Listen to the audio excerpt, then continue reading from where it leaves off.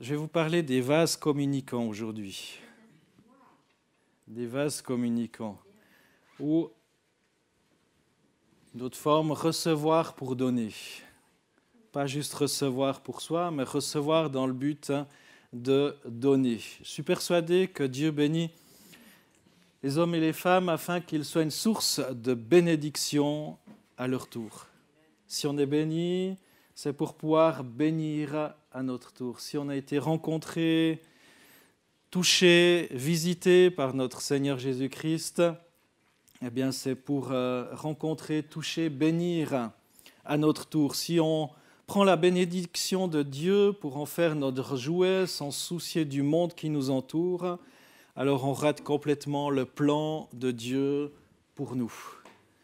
Quand Dieu a envoyé son esprit aux apôtres, ce n'était pas dans le but qu'ils restent dans une salle pour vivre des expériences surnaturelles. Ça devait être sympa quand même, hein? Les 120 dans la chambre haute,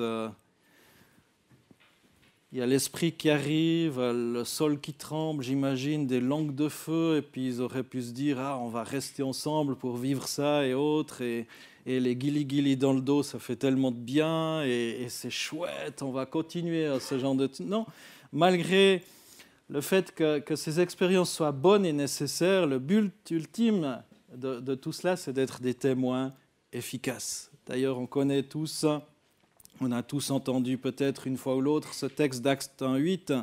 « Vous recevrez une puissance, le Saint-Esprit qui viendra sur vous, et vous serez mes témoins à Jérusalem, dans toute la Judée, dans la Samarie et jusqu'aux extrémités du Valais. » Ah non, de la terre. En d'autres mots, recevoir pour donner. Être rempli du Saint-Esprit, c'est tellement important et capital, mais dans le but de transmettre. Recevoir d'une manière puissante l'Esprit de Dieu afin d'être des témoins pour sa gloire. Et on vit un temps de fête actuellement, Noël, Nouvel An, toutes ces fêtes de fin d'année qui reviennent chaque année, évidemment, vu que c'est toujours le 25 décembre, toujours le 31 décembre, au 1er janvier, qu'on change d'année dans notre calendrier. C'est régulièrement beaucoup de personnes qui ont congé dans ces périodes-là et finalement, peut-être certaines choses qu'on fait et qu'on refait, eh bien, perdent leur sens. On doit revenir à l'esprit ou la raison de fêter la naissance de Jésus. Comme vous le savez, on ne trouve pas dans la Bible de demande de fêter la naissance de Jésus. Ça ne se trouve pas. On ne connaît pas le jour exact de la nativité. Dieu, dans sa sagesse, a probablement pensé que c'était mieux ainsi. Mais que des traditions non chrétiennes aient célébré le solstice d'hiver, c'est-à-dire le plus grand éloignement avec le soleil, c'est simplement un événement naturel, n'en fait pas pour autant une fête qui n'a pas de sens. Du 21 décembre au 20 mars, il y a ces jours qui vont se rallonger petit à petit. On célèbre à cette période un petit peu le retour de la lumière qui va grandir. Alors que les nuits vont être plus courtes, c'est une bonne nouvelle, hein? Les jours ont déjà commencé de rallonger. Ça ne se voit pas tout de suite. Alors, puisqu'on ne connaît pas la véritable date de la naissance de Jésus, pourquoi pas fêter à ce moment-là celui qui a dit de lui-même « Je suis la lumière du monde ».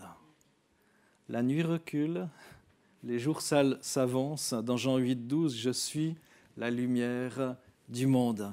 Bien sûr, spirituellement, ce qui compte, c'est que sa lumière brille en nous par son esprit, par ses pensées. Dans ce sens-là, chaque matin, on doit l'accueillir, lui faire de la place pour vivre en nous. Et c'est là l'un des beaux mystères de la nativité.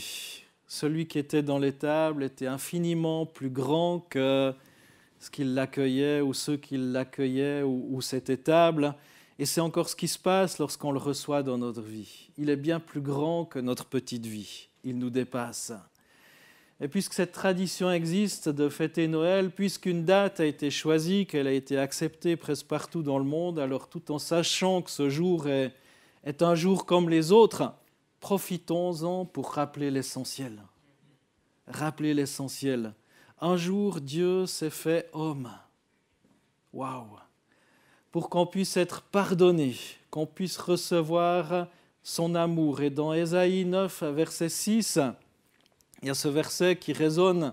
Ésaïe qui a été quelques 800 ans avant Jésus-Christ, et ce texte qu'on aime bien, dont on aime bien se souvenir, car un enfant nous est né, un fils nous est donné, et la domination reposera sur son épaule, on l'appellera admirable, conseiller, Dieu puissant, Père éternel, prince de la paix. Un enfant nous est né. Et cette lumière, cette bonne nouvelle, on est appelé à la répéter aussi dans nos fêtes.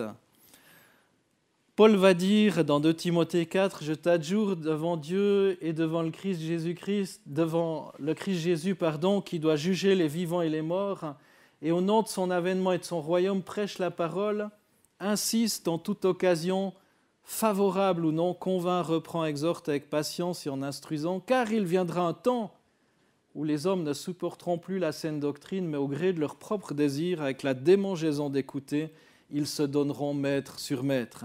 Ils détourneront leurs oreilles de la vérité et se tourneront vers des fables. » Aujourd'hui, c'est le moment d'annoncer que Jésus-Christ est là, que Jésus-Christ est venu. Et on a chanté « Jésus-Christ est Seigneur » tout à l'heure aussi. Il est sorti du tombeau. Il est vainqueur. L'important, c'est que Jésus, le Fils de Dieu, soit au centre de nos célébrations. C'est ça l'important. Il serait paradoxal de célébrer quelqu'un qui n'est pas présent. Je ne sais pas, vous célébrez la naissance de Jésus quand même. Et s'il n'est pas présent dans nos fêtes, c'est quand même bizarre. Vous faites une fête en l'honneur de quelqu'un qui n'est pas présent. C'est bizarre. Le jour de la naissance de Jésus, il s'est passé différentes choses, plusieurs événements. Le premier événement de ce jour si important, c'est bien évidemment la naissance de Jésus, le Sauveur du monde, dans une crèche. Dans une crèche. Vous pouvez noter tous ces versets ou réécouter les messages. Là, ce passage va être projeté, Luc 2, versets 6 à 12.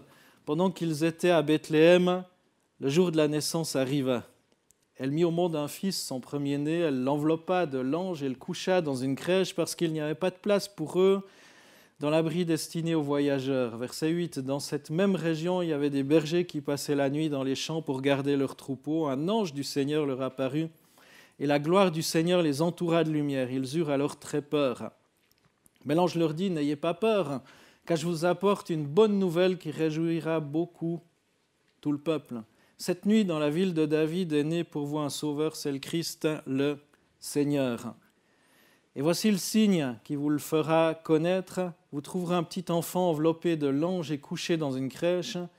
Tout à coup, il y eut avec l'ange une troupe nombreuse d'anges du ciel qui louaient Dieu en disant « Gloire à Dieu dans les cieux très hauts et paix sur la terre pour ceux qui les aiment. » C'est ça, célébrer la naissance de Jésus, c'est adorer.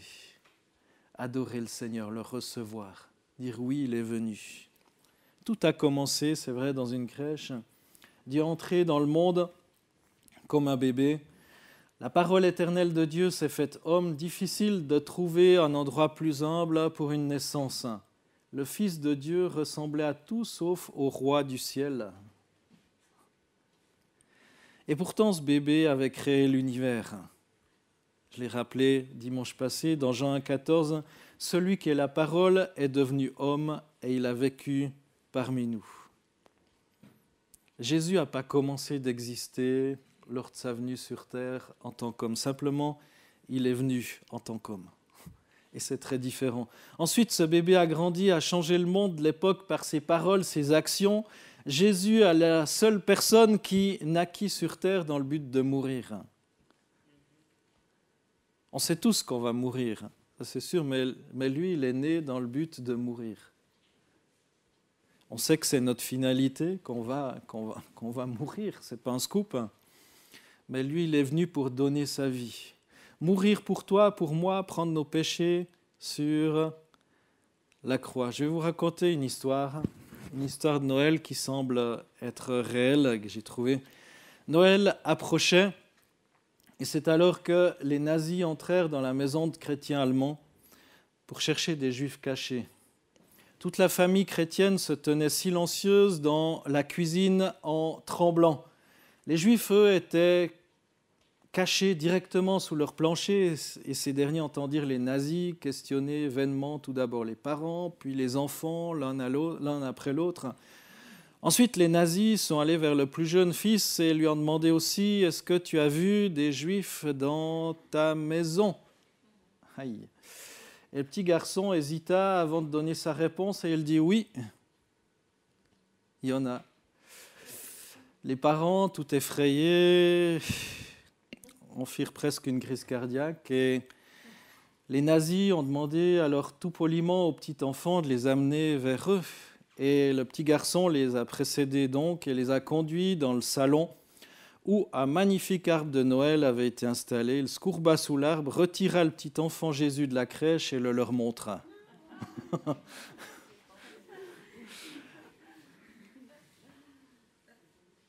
Je ne connais pas la fin de l'histoire, mais on oublie parfois qu'il était juif aussi. Et en tant que tel, eh bien, on est appelé aussi à le reconnaître et à bénir Israël. À bénir Israël. On a tendance à l'oublier.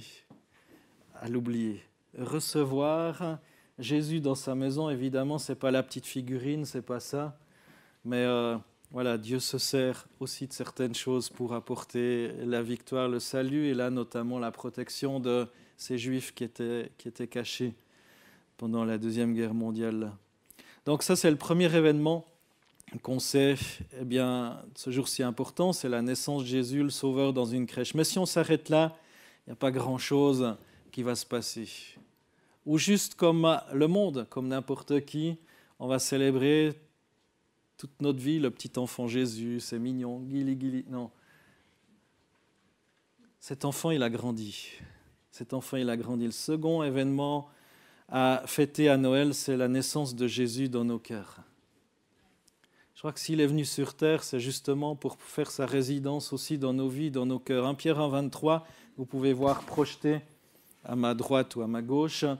Vous êtes nés de nouveau, non de père mortel, mais grâce à une semence immortelle, grâce à la parole vivante et éternelle.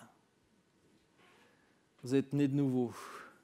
Cette naissance d'en haut. La parole vivante s'est incarnée une première fois en l'homme Jésus, et ce verset nous dit qu'on est né de nouveau grâce à cette parole vivante. Oui, la parole s'incarne une nouvelle fois en nous, les êtres humains, comme une semence, et c'est une semence immortelle qui cesse de grandir en nous. Ainsi, Jésus forme son image en nous pour changer le monde d'aujourd'hui. Paul va dire dans 2 Corinthiens 3, 18, la version de la Bible du Semeur, 2 Corinthiens 3, 18, « Et nous tous qui, le visage découvert, contemplant comme dans un miroir la gloire du Seigneur, nous sommes transformés en son image dans une gloire dont l'éclat ne cesse de grandir. » C'est là l'œuvre du Seigneur, c'est-à-dire de l'Esprit. Nous tous, qui le visage découvert, vous me direz, j'ai un masque devant la bouche, ça tombe mal ce verset, mais bon.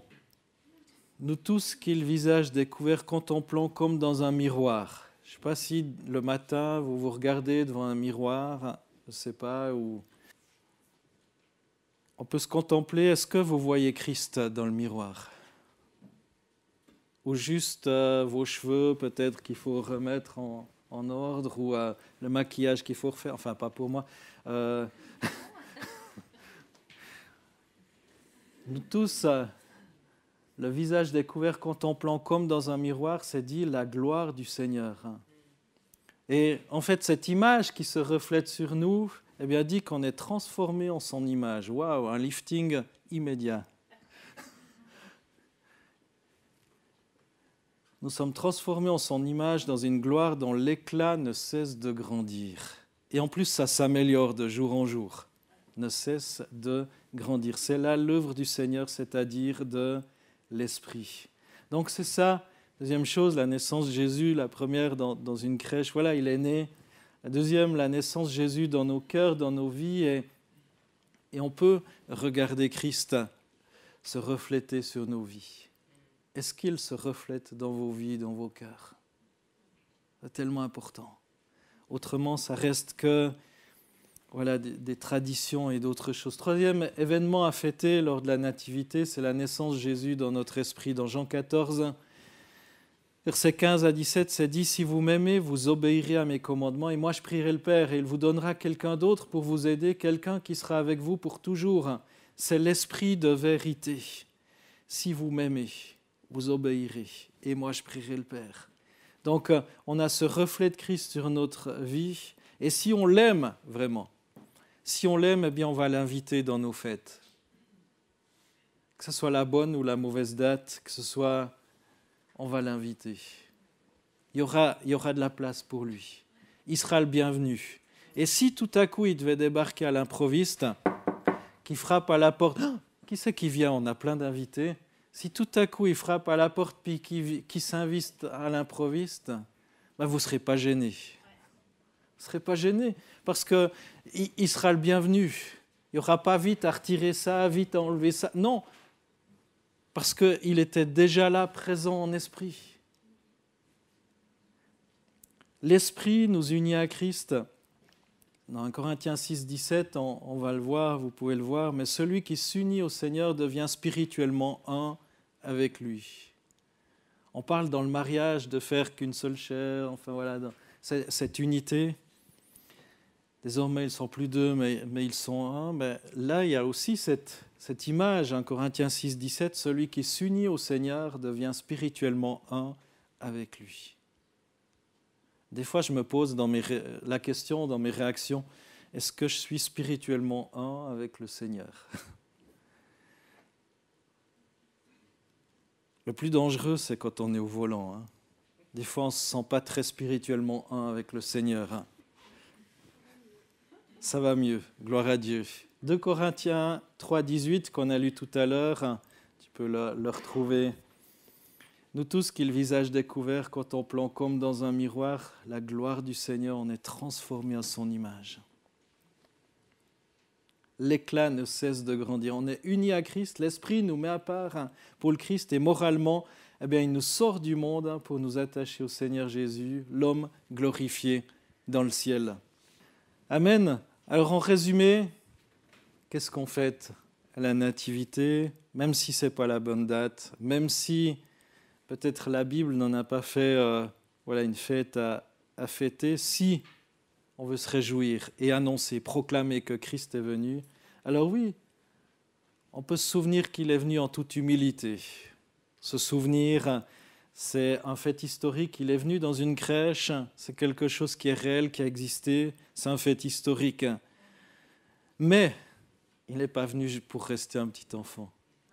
Il est venu pour grandir dans nos cœurs, pour y installer sa résidence, afin que, on puisse vraiment vivre ce verset de 2 Corinthiens 3, 18, qui est dans le miroir, non pas les rides ou les cheveux gris ou le maquillage qui n'est pas top ou j'en sais rien, mais il y a ce reflet de Christ lorsque je me regarde.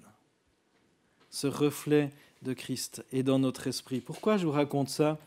En fait, c'est que le but de toutes ces fêtes, de la naissance de Jésus, c'est que c'est le moyen de changer le monde, je crois. C'est le moyen d'annoncer la bonne nouvelle. Les religions, de manière générale, montrent une image faussée de Dieu. Les djihadistes, on l'a vu dans cette vidéo juste avant, cet homme du Nigeria, les djihadistes accentuent cette déformation de Dieu par leur attentat au nom de Dieu. Et c'est ça qui est terrible. Lorsqu'on en fait une religion, la relation tombe et finalement, c'est plus Christ qui se reflète. C'est plus ce Dieu d'amour qui se reflète dans le miroir, mais c'est la haine, la colère, la violence. La solution, c'est que les gens ont besoin de voir Jésus marcher sur terre en regardant. Et si on reflète Christ, si véritablement il y a un miroir et qu'il y a ce reflet de Christ, les gens vont voir des représentants, des porte-paroles du ciel sur cette terre, des témoins, des ambassadeurs. On doit être ses yeux, ses mains, son cœur, et dans ce souci, toujours de mettre en pratique la parole de Dieu. Pas juste avoir la bonne parole sur la langue, dans la bouche, mais vraiment refléter Christ, mettre en pratique, être des témoins, des ambassadeurs. Comment le faire? en passant du temps avec Jésus, tout simplement. Je crois que vous avez entendu ces derniers dimanches parler de la contemplation, de contempler Christ, passer ces temps dans l'adoration, dans la contemplation, en restant attaché à Jésus dans nos cœurs ou nos pensées, on reçoit la sève du Saint-Esprit. Les fruits de l'Esprit viennent naturellement en nous. Cette contemplation, faire silence. Ça vous arrive de faire silence devant Dieu? Pas juste venir, donne, Seigneur. Dans Jean 15,4, il est dit « Restez attachés à moi, comme moi je reste attaché à vous. Une branche ne peut pas donner de fruits toute seule, elle doit rester sur la vigne. De la même façon, vous ne pouvez pas donner de fruits si vous ne restez pas attachés à moi. » C'est Jésus qui va le dire « Restez attachés à moi. Restez attachés à moi. » On ne peut pas donner de fruits, ou en tout cas pas du fruit qui sera très bon. La Bible dit que le fruit de l'esprit, c'est l'amour, la joie, la paix, la patience, la bonté, la bienveillance, la foi, la douceur, la maîtrise de soi. Je pense que si on les reprend au ralenti, c'est ces choses, et qu'on s'y arrête, on peut se dire, ça, il y a encore du boulot, mon coco.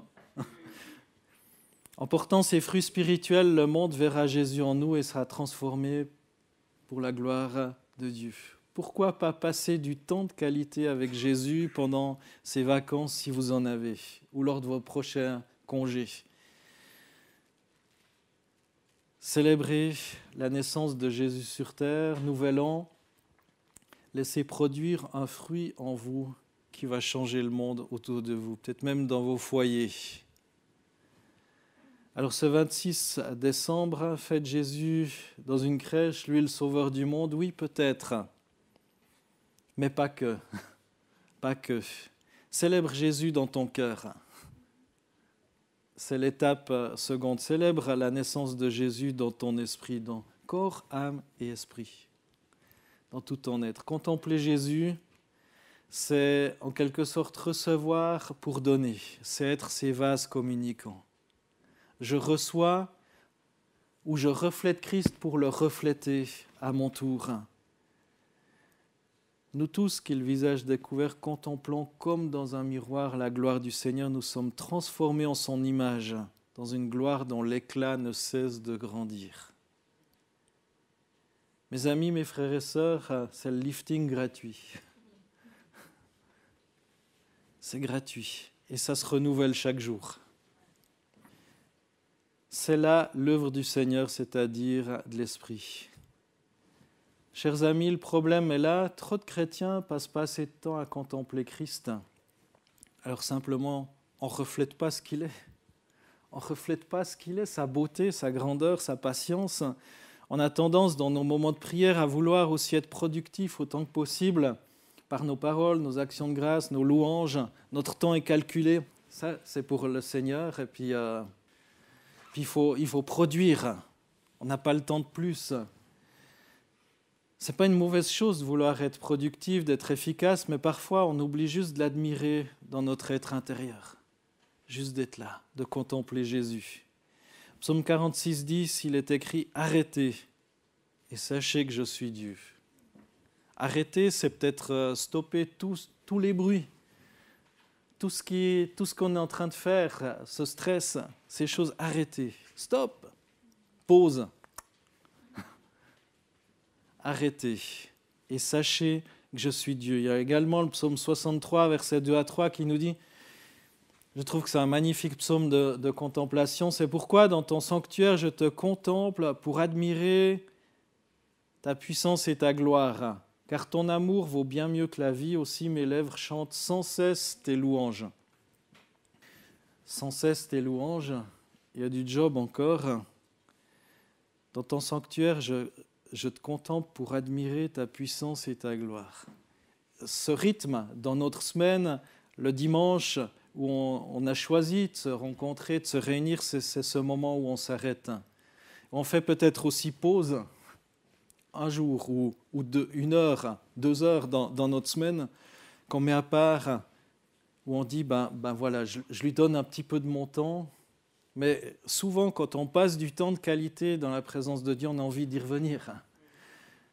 Si c'est que le dimanche, c'est pas assez. mais ça doit être ce rythme aussi où on se souvient. On se souvient qu'on doit mettre un jour à part, se souvenir du Seigneur. Étienne a vu le ciel ouvert et un homme glorifié sur le trône dont la gloire s'est reflétée en lui pour que tous ceux qui l'entouraient puissent le voir. Dans Actes 6,15, il nous est dit d'Étienne, tous ceux qui siégeaient au Sanhédrin ayant fixé les regards sur Étienne, son visage leur parut comme celui d'un ange. Tiens, c'est un petit peu de Corinthiens 3,18. Il reflétait la gloire du Seigneur. Mais Étienne, rempli du Saint-Esprit, fixant les regards vers le ciel, vit la gloire de Dieu et Jésus debout à la droite de Dieu. Étienne était en passe de se faire lapider. Vous vous souvenez peut-être, dans Actes 7, 55-56, il dit « Voici, je vois les cieux ouverts et le Fils de l'homme debout à la droite de Dieu. » Étienne représente ce qu'un chrétien est censé être, rempli du Saint-Esprit, les yeux fixés sur l'homme dans la gloire, Jésus. Sur Jésus dans la gloire, reflétant cette gloire d'une façon telle que tous ceux qui le voient sont émerveillés et remplis d'étonnement. Waouh! Il va être lapidé juste après. Étienne se trouvait dans une situation désespérée, entouré d'une folie religieuse, de superstitions, de préjugés, de jalousie. La foule en colère se resserre sur lui, assoiffé de sang, et la mort planait au-dessus de lui. Juste une situation impossible, mais en regardant le ciel, Étienne a vu son Seigneur dans la gloire. Waouh! Il l'a dit d'ailleurs, qu'il voyait le Seigneur dans la gloire. Et soudain, son rejet sur terre n'a plus d'importance pour lui. Il était au-dessus de tout cela. Je vais lire Actes 7, 54 à 60. Actes 7, 54 à 60. En entendant ces paroles, donc les pharisiens, tous les religieux, ils avaient le cœur plein de rage et ils grinçaient des dents contre lui. Je ne sais pas comment ça se fait de grincer des dents, mais enfin voilà. Verset 55. Mais Étienne, rempli du Saint-Esprit, fixa les regards vers le ciel et vit la gloire de Dieu et Jésus debout à la droite de Dieu. Il dit, je vois le ciel ouvert et le Fils de l'homme debout à la droite de Dieu. Ils poussèrent alors de grands cris en se bouchant les oreilles, se précipitèrent tous ensemble sur lui, le traînèrent à l'extérieur de la ville et se mirent à le lapider. Les témoins avaient déposé leurs vêtements aux pieds d'un jeune homme appelé Saul. Ils jetèrent des pierres à Étienne qui priait et disait « Seigneur Jésus, accueille mon esprit ». Puis il se mit à genoux et s'écria d'une voix forte « Seigneur, ne les charge pas de ce péché ». Après avoir dit cela, il s'endormit. Il s'endormit. Waouh!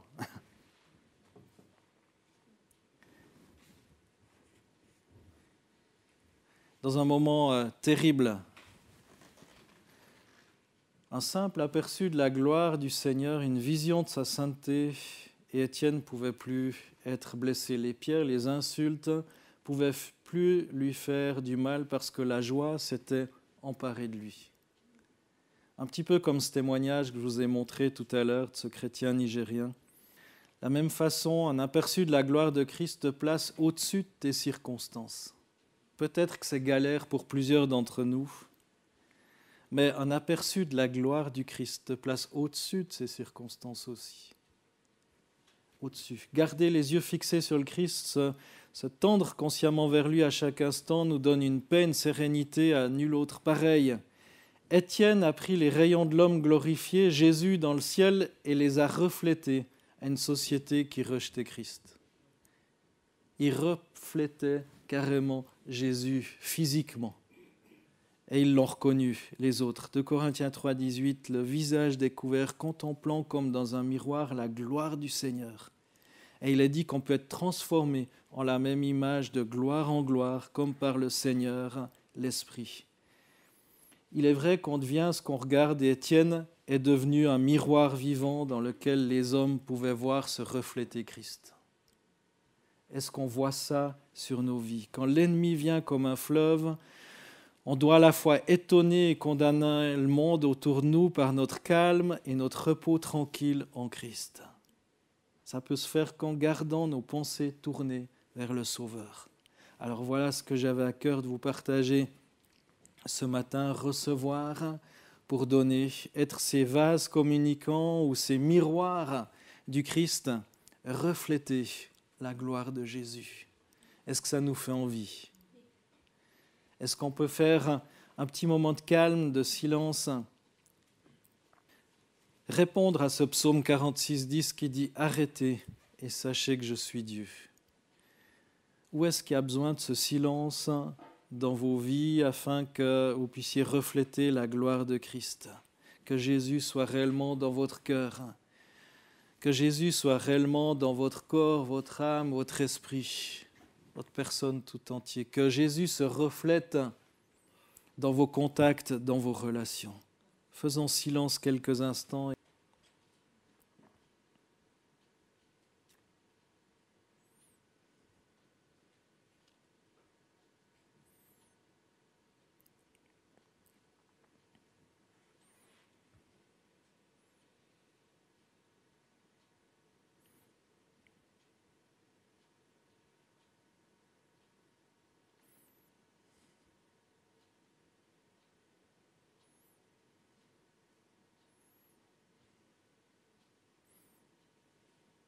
Ah, Seigneur, tu sais ce qui se passe dans nos cœurs à tous. Seigneur, tu nous apprends que parfois il faut faire silence devant toi afin de recevoir ta pensée, ton cœur,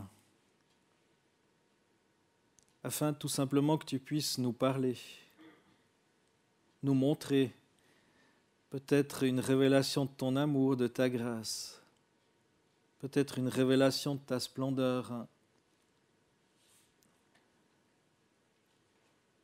peut-être une révélation de ta puissance, peut-être pour admirer ta gloire. Seigneur, apprends-nous à parfois faire silence devant toi et à simplement nous arrêter, être là devant toi, à désirer te contempler, à désirer être en communion avec toi. Seigneur, je te prie pour mes frères et sœurs, je te prie pour moi, Seigneur, afin que dans ce temps de fête, on puisse refléter ta présence, refléter ta victoire. Seigneur, que si on fête en famille ou avec des amis, eh bien, que jamais tu sois absent de la fête, Seigneur. Si on fête ta venue sur terre, que tu sois véritablement présent dans nos propos, dans nos langages, dans nos actions. Aide-nous, Seigneur, à te refléter comme Étienne t'a reflété, Seigneur, à refléter ta gloire et a pu te contempler, Seigneur.